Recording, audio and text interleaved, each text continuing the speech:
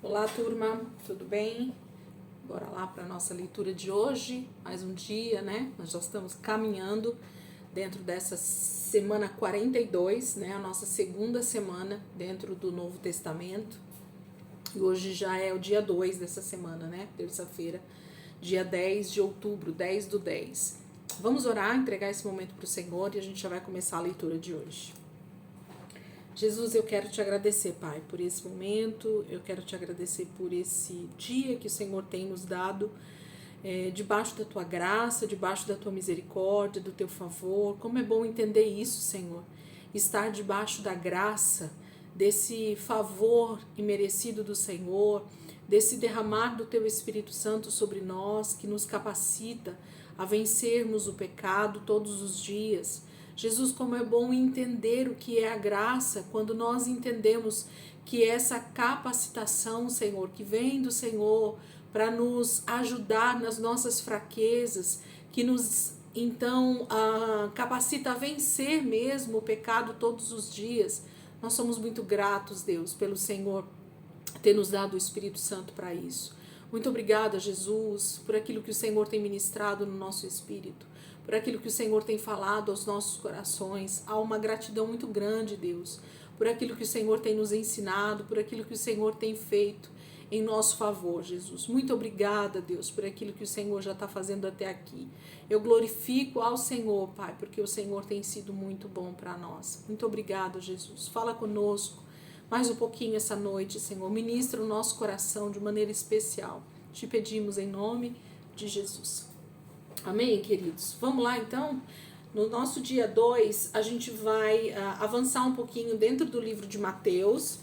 Então, para você que está sem apostila, atente-se na descrição do vídeo, tá bom? Para você não se perder aí nas leituras, porque como a gente está fazendo a leitura em ordem cronológica, a gente às vezes vai andar um pouquinho com o texto, né? Ir um pouco para frente, depois voltar um pouco atrás. Então, você que não tem a apostila que a gente está seguindo aí, dá uma olhadinha na descrição do vídeo que eu sempre coloco o dia que a gente está fazendo a leitura, quais são os textos que estão sendo lidos. Então, por exemplo, hoje vai ser Mateus, capítulo 12, do versículo 1 ao 21, vai ser Marcos, capítulo 3, e vai ser Lucas, capítulo 6. Então, tá vendo que não tá seguindo a sequência da nossa Bíblia, tá seguindo a sequência da ordem cronológica dos fatos.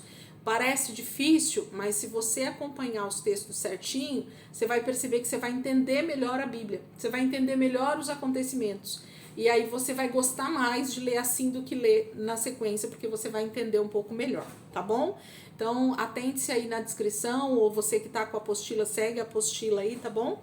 E a gente vai seguir então aqui com a leitura. Então, o primeiro texto vai ser Mateus, capítulo 12, do versículo 1 ao 21. Deixa eu até dar uma grifadinha aqui para não pular. Ok? Então, vamos aqui. Então, Mateus 12, do 1 ao 21, diz assim: Naquela época, Jesus estava andando com os seus discípulos pelos campos de trigo. Era sábado e seus discípulos estavam com fome e começaram a arrancar espigas de trigo e comer o grão. Mas alguns fariseus os viram fazendo isso e protestaram: Os seus discípulos estão quebrando a lei no dia de sábado. Mas Jesus lhes disse: Vocês não leram o que o rei Davi fez quando ele e seus amigos estavam com fome? Ele entrou na casa de Deus e todos comeram os pães da presença, o que só era permitido aos sacerdotes. Isso também era quebrar a lei. E vocês nunca leram na lei de Moisés como os sacerdotes de serviço no templo podem trabalhar no sábado e, no entanto, ficam sem culpa? Eu afirmo a vocês que aqui está alguém que é maior do que o templo. Mas se vocês soubessem o significado destas palavras das Escrituras, desejo misericórdia, não seus sacrifícios, não teriam condenado aqueles que não têm culpa, porque o Filho do Homem é Senhor até mesmo do sábado. Então ele foi para a sinagoga e notou ali um homem com uma das mãos defeituosas. Os fariseus perguntaram a Jesus: É permitido pela lei operar curas no sábado? E eles estavam esperando que ele dissesse sim, para que desta forma pudessem acusá-lo. Sua resposta foi a seguinte: Se um de vocês tivesse uma ovelha e no sábado ela caísse no poço, trabalharia para salvá-la naquele dia? E quanto mais vale uma pessoa do que uma ovelha? Portanto, é certo fazer o bem no sábado. Então ele disse ao homem: estenda o braço. E quando ele fez isso, sua mão foi restaurada. Então os fariseus convocaram uma reunião para planejar a morte de Jesus.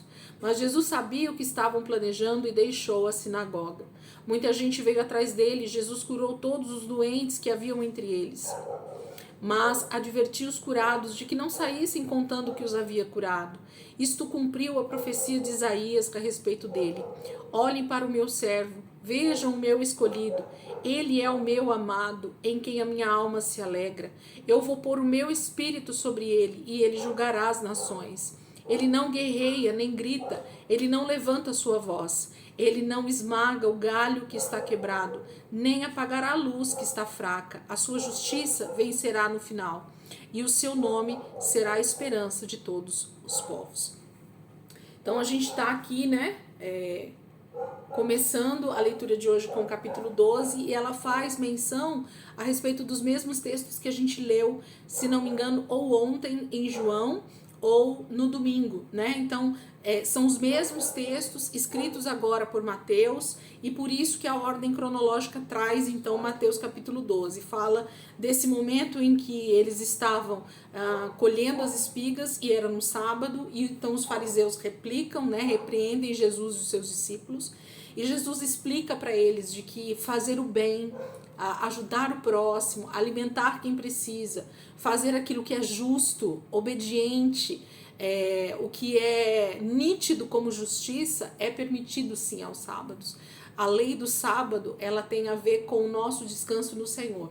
Não dá tempo da gente falar um pouquinho sobre isso aqui, porque não é o intuito, né, falar sobre estudo aqui na leitura, mas se você der uma olhadinha com mais calma aí no texto, você vai conseguir entender um pouquinho melhor do que Jesus está falando também, amém? Vamos lá então, Marcos capítulo 3, é nosso outro texto, Marcos capítulo 3, vamos lá para Marcos agora. Marcos capítulo 3 diz assim: enquanto estava em Cafarnaum, Jesus foi à sinagoga novamente e notou que havia ali um homem com uma mão aleijada. Visto que era sábado, os inimigos vigiavam Jesus de perto, procurando motivo para acusar Jesus. Iria Jesus curar a mão do homem? Jesus disse ao homem da mão aleijada: levante-se e venha para cá. Então, voltando-se para os outros, perguntou: o que é permitido realizar no sábado? O bem ou o mal? Salvar vidas ou destruir vidas? Porém, eles permaneceram em silêncio. Jesus olhou para os que estavam à sua volta e, profundamente entristecido por causa do coração endurecido deles, disse ao homem: estenda a mão. Ele o fez e imediatamente a mão dele foi curada. E no mesmo instante os fariseus saíram e se encontraram com os herodianos a fim de discutir um plano para matar Jesus.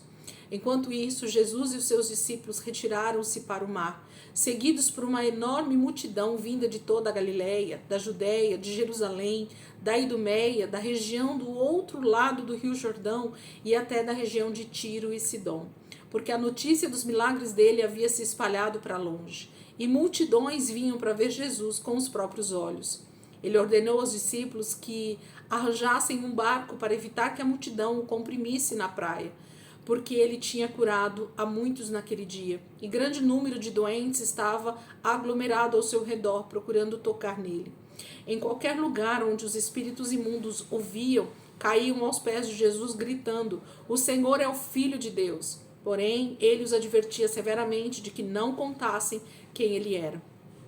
Depois Jesus subiu um monte, convidou alguns a subir e reunir-se com ele ali, e eles foram. Então ele escolheu 12 deles para estarem com ele e serem enviados para anunciar o evangelho. A esses 12 ele chamou de apóstolos. Eles receberam autoridade para expulsar demônios.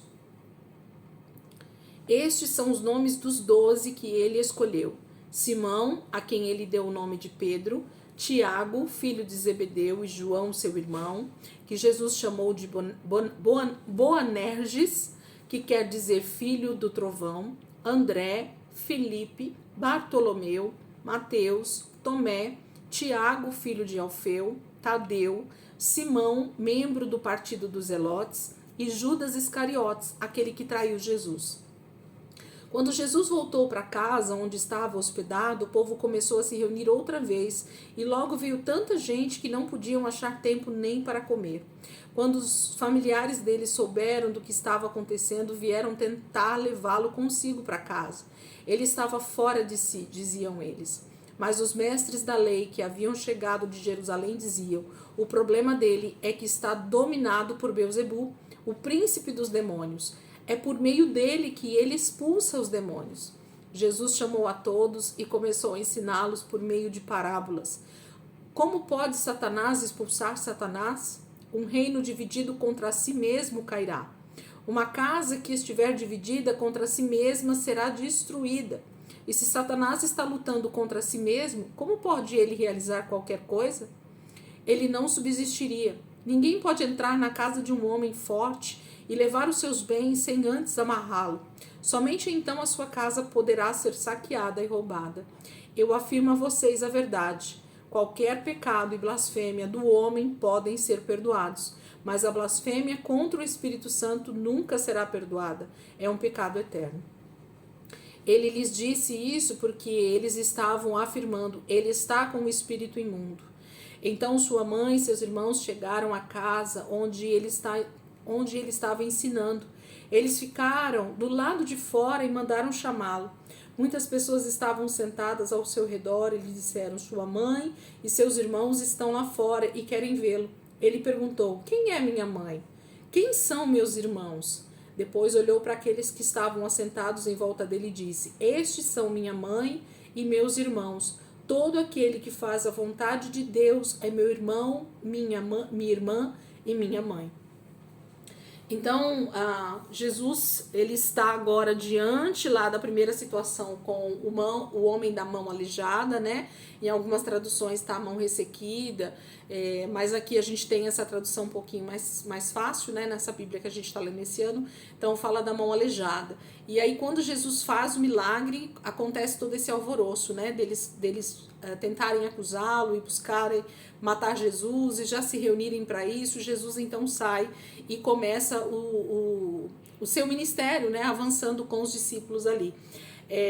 No texto aqui de Marcos, ele já fala do chamado dos 12, lembrando que o livro de Marcos vai ser o livro mais resumido que a gente vai ler dos evangelhos, né? É o menor deles e o que traz um texto bem mais resumido sobre a maioria dos acontecimentos. Então aqui em Marcos 3 a gente já tem o chamado dos 12, o nome, né, dos 12 discípulos, e aí fala desses acontecimentos que partiram a partir desse momento, quando Jesus vai para sua casa e quando então eles o chamam de endemoniado, né? Então a gente tem algumas situações aqui, inclusive no finalzinho Jesus falando que todo aquele que faz a vontade do Pai que é seu irmão, sua irmã e sua mãe, né? São seus parentes, são chamados sua família, né? Então Jesus, de forma bem fácil, ele mostra para nós de que a família de Deus, ela diz respeito a pessoas que fazem a vontade do Pai e não simplesmente de questões sanguíneas, né? De nascimentos ou de nome que está no RG, né? Então tá falando da família de Deus. Amém, queridos? Vamos lá, Lucas capítulo 6 agora, nosso outro texto. Marcos 3 foi agora Lucas capítulo 6. Vamos lá. Lucas capítulo 6 diz assim: certo sábado, quando Jesus e os seus discípulos estavam passando por um campo de trigo, os discípulos iam quebrando e debulhando as espigas de trigo com as mãos, comendo os grãos. Mas alguns fariseus disseram: seus discípulos estão colhendo grão, o que não é permitido no sábado. Jesus lhes respondeu: vocês não leem as escrituras? Nunca leram o que o rei Davi fez quando ele e seus homens estavam com fome? Ele entrou na casa de Deus e tomou os pães da oferta, o pão especial que era colocado diante do Senhor, e comeu o que apenas era permitido aos sacerdotes, e o repartiu com os outros. E Jesus acrescentou: o Filho do Homem é o Senhor do sábado. Num outro sábado, ele estava ensinando na sinagoga e se achava presente um homem que tinha a mão direita aleijada. Os mestres da lei e os fariseus observavam atentamente para ver se ele curaria o homem naquele dia, visto que era sábado. Eles estavam ansiosos para encontrar algum motivo para acusar Jesus. Como Jesus conhecia os pensamentos deles, mesmo assim, disse ao homem com a mão aleijada: venha cá e fique aqui, onde todos possam vê-lo. E ele levantou-se e foi. Então Jesus lhes disse: eu tenho uma pergunta para vocês. É correto fazer o bem no sábado ou fazer o mal? Salvar a vida ou destruí-la? Depois correu os olhos em volta, olhando um a um, e disse ao homem: estenda a mão. Logo que ele a estendeu, a mão ficou completamente restaurada. Com isso, os inimigos de Jesus ficaram cheios de raiva e começaram a planejar o que poderiam fazer com Jesus. Certo dia, Jesus foi para o monte orar e orou a Deus a noite toda. Na manhã seguinte, reuniu seus seguidores e escolheu 12 deles para serem o círculo mais íntimo dos seus discípulos. Eles foram nomeados seus apóstolos: Simão, a quem chamou de Pedro, André, irmão de Simão, Tiago, João, Filipe, Bartolomeu, Mateus, Tomé, Tiago, filho de Alfeu, Simão, também chamado de Zelote, Judas, filho de Tiago, e Judas Iscariotes, que mais tarde o traiu. Jesus desceu com eles e se acharam numa região plana e ampla, rodeado por muitos dos seus seguidores e por uma imensa multidão que tinham vindo de toda a Judéia, de Jerusalém e das cidades de Tiro e Sidom, para ouvi-lo ou para serem curados. Os que eram atormentados por espíritos imundos também eram curados. Todos procuravam tocar nele, porque quando conseguiam, saía dele poder curativo, e eles eram sarados. Então ele voltou-se para os seus discípulos e disse: felizes são vocês, os pobres, pois o reino de Deus pertence a vocês. Felizes são vocês que agora sentem fome, porque vão ter fartura. Felizes são vocês que agora choram, porque haverão de rir de alegria. Felizes são vocês quando forem odiados e os expulsarem e disserem que são maus por causa do Filho do Homem. Quando isso acontecer, alegrem-se. Sim, pulem de alegria, porque haverá uma grande recompensa esperando por vocês no céu, juntamente com os profetas antigos que foram tratados da mesma maneira. Porém, ai de vocês, os ricos, pois já receberam felicidade aqui na terra. Ai de vocês que agora têm fartura e riqueza, porque mais adiante passarão fome. Ai de vocês que agora riem, despreocupados, pois haverão de se lamentar e chorar. Ai de vocês quando todos falarem bem de vocês, pois os falsos profetas sempre foram tratados assim. Mas eu digo a vocês que estão me ouvindo: amem os seus inimigos, façam o bem àqueles que os odeiam, abençoem aqueles que amaldiçoam vocês, orem por aqueles que prejudicam vocês. Se alguém lhe bater numa face, deixe-o bater na outra também. Se alguém exigir a sua capa, dê-lhe também a túnica. Dê o que você tem a quem lhe pedir. E quando lhe tomarem as coisas, não exija que as devolvem. Tratem os outros como vocês querem que os outros tratem vocês. Vocês pensam que merecem elogios só porque amam aqueles por quem são amados? Até os ímpios fazem isso. E se fizerem o bem somente àqueles que fazem bem a vocês, isso é tão extraordinário assim? Até as pessoas de má fama fazem isso. E se vocês emprestarem dinheiro somente a quem pode pagar de volta, que mérito há nisso? Até as pessoas de má fama emprestam a outras esperando receber de volta o que emprestaram. Amem seus inimigos, façam-lhes o bem, emprestem a eles. Não se preocupem com o fato de que eles não pagarão de volta. Assim a recompensa que virá do céu para vocês será muito grande, e verdadeiramente vocês serão filhos do Deus Altíssimo, porque Ele é bondoso com os ingratos e os maus. Sejam misericordiosos, assim como o Pai de vocês é misericordioso. Não julguem, e vocês não serão julgados. Não condenem, e vocês não serão condenados. Perdoem, e serão perdoados. Deem aos outros, e será dado a vocês. Suas dádivas voltarão a vocês em medida cheia, calcada, sacudida e transbordante. A medida que vocês usarem será usada para medir vocês. Jesus fez as seguintes comparações: que adianta um cego guiar outro cego? Ele cairá no buraco e puxará o outro consigo. O discípulo não está acima do seu mestre, mas se ele se esforçar, poderá aprender tanto quanto o seu mestre. E por que reparar o cisco no olho do irmão quando não percebe que tem uma viga no seu próprio olho? Como você pode pensar em dizer-lhe, irmão, eu o ajudo a livrar-se desse cisco no seu olho, quando você não pode ver a viga que está em seu próprio olho? Hipócrita, livre-se primeiro da viga do seu olho, então você poderá ver claramente para cuidar do cisco do seu irmão. Uma árvore de boa qualidade não dá fruto ruim, nem uma árvore de má qualidade dá fruto bom. Uma árvore é conhecida pela qualidade do seu fruto. Ninguém colhe figos de espinheiros, nem uvas em árvores espinhosas.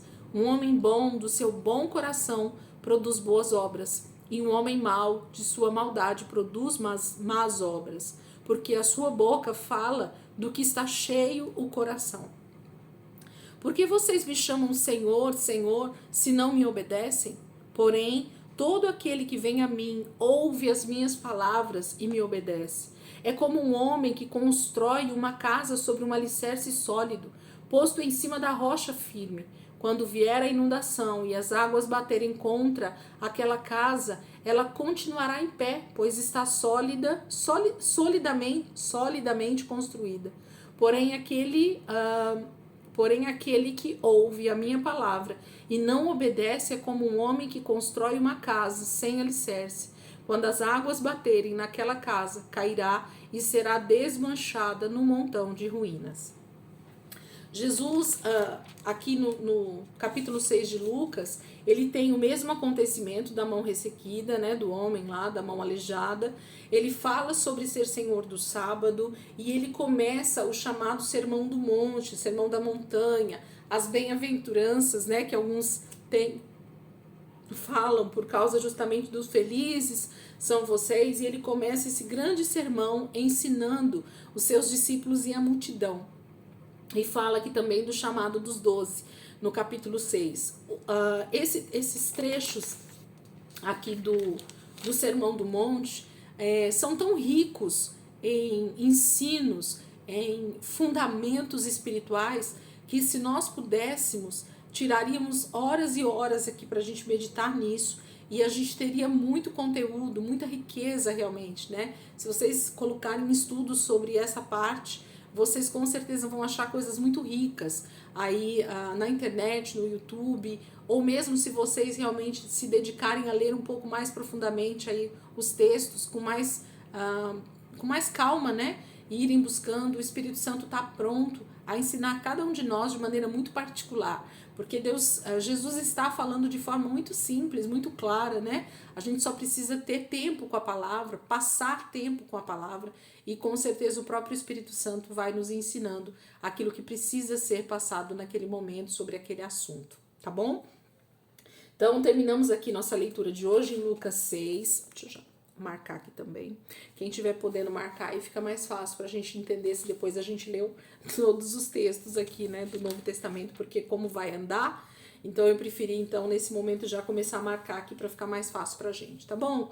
Gente, Deus abençoe, ótima terça-feira aí pra vocês, que vocês possam tirar um pouquinho mais de tempo aí pra ler esses textos com mais calma, e com certeza o Senhor vai continuar ministrando a vida de vocês aí nesses textos. Amém? Deus abençoe.